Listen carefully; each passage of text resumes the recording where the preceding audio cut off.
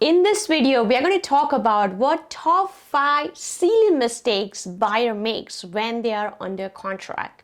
In case you are thinking to buy a house or you are even buying a house right now, you are under contract, then this video will give you very good tips and that can save a cost. And these are like very silly mistakes I always advise my clients, but if you do not get this awareness beforehand, then unknowingly also you make these mistakes and that can cost you a lot. So stay tuned, we'll be starting this video right now.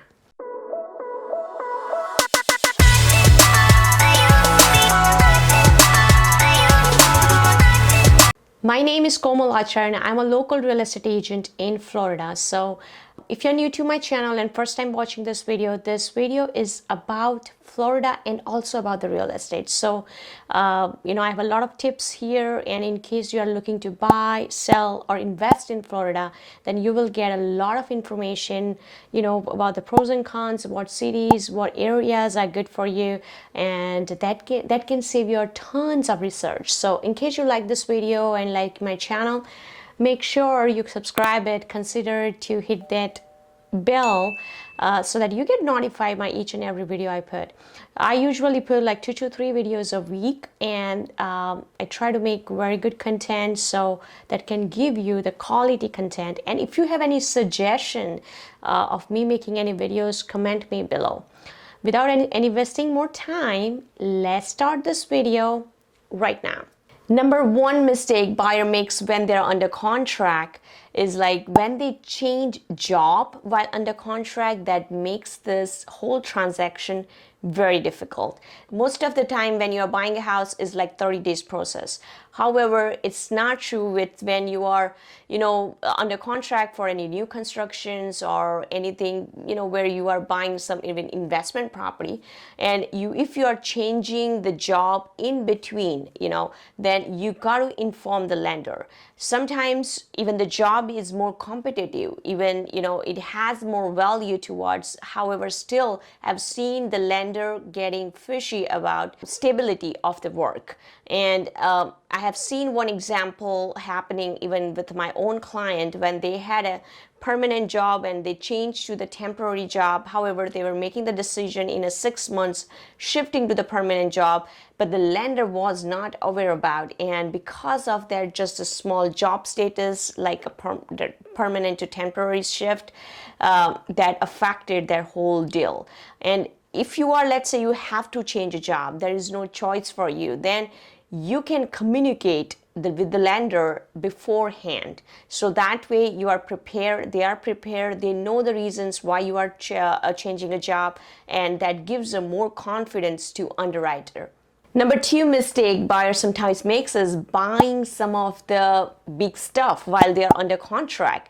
Remember, your credit is everything in this whole transaction, and also your debt income ratio, because ultimately the lender is giving you a loan based on your debt income ratio. If you're buying something in between of the contract, people think that, okay, we are pre-approved, so it's not going to matter now.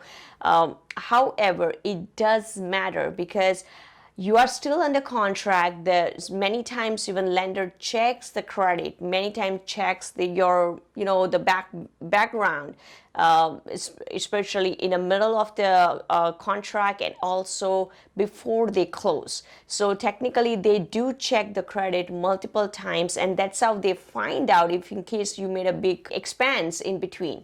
And that's what gives them message in case you, let's say you purchased on your credit card or you open the new credit card account, that gives them message that you are increasing your debt and that debt income ratio may increase. And because of that, you have a chances of even getting the denial from them.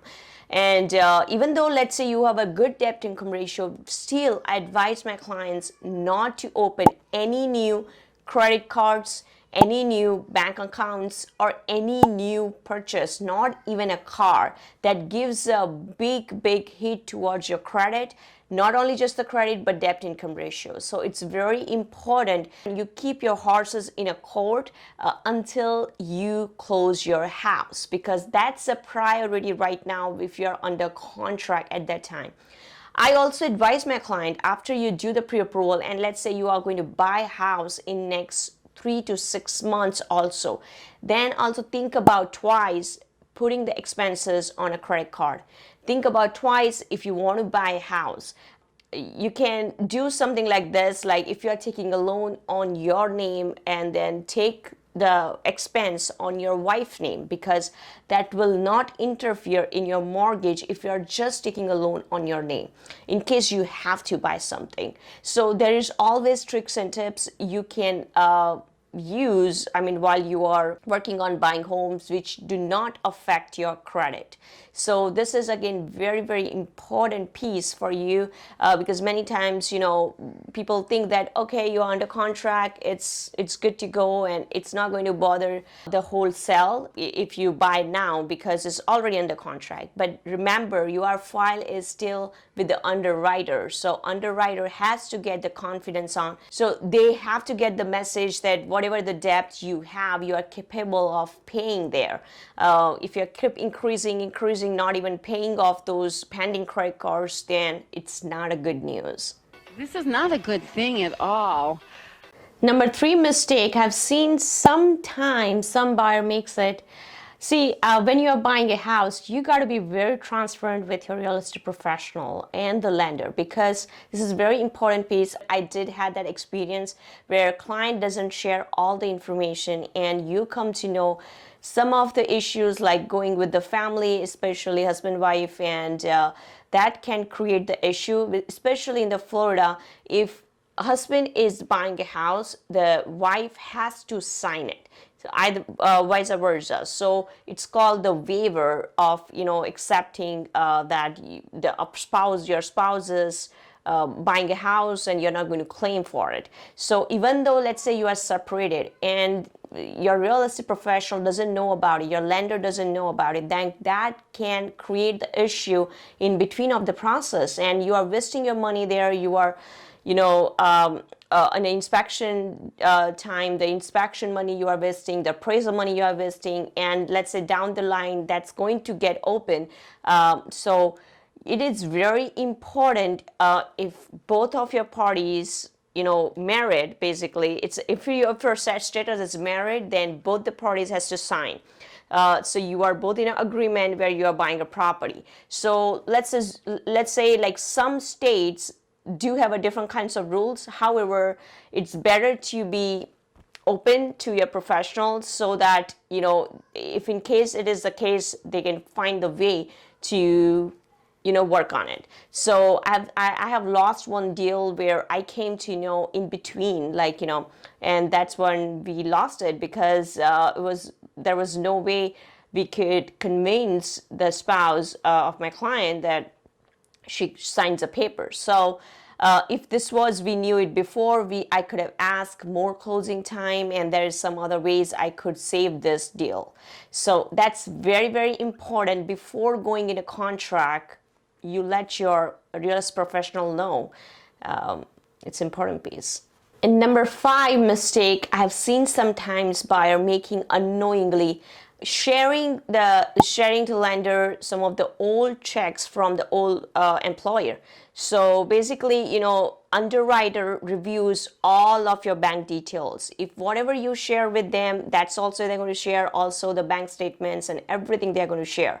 So if you, let's say as a pay stub, you have shared something, or maybe you have transferred money from another LLC account which you have not disclosed to them, and you have put the escrow from that account. I have that experience happen where my client No, I was from the listing side. Then buyer had transferred the escrow from their LLC account, which they never disclosed to lender. So when it was an underwriter, the underwriter got suspicious about that account, and they wanted to have all this information, even though they shared that time. But that particular lender lost trust in the borrower, so they just on a based on trust also they can deny loan. Of course, that they could get the another lender, and another lender could close this whole thing. However, they wasted their time, lot of efforts, mentally, physically, and everything, got disturbed. So that's very important piece. You whatever you share with them, you have in existence.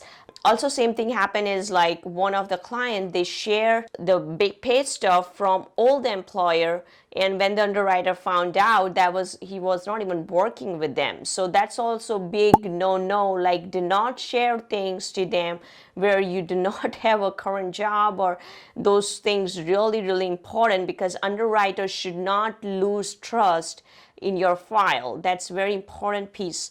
You need to take care when you are with underwriter, I mean especially under contract with the property. So yeah, I have more videos I'm making about the home buying tips, so make sure you see those videos, and there are more coming up, so stay tuned.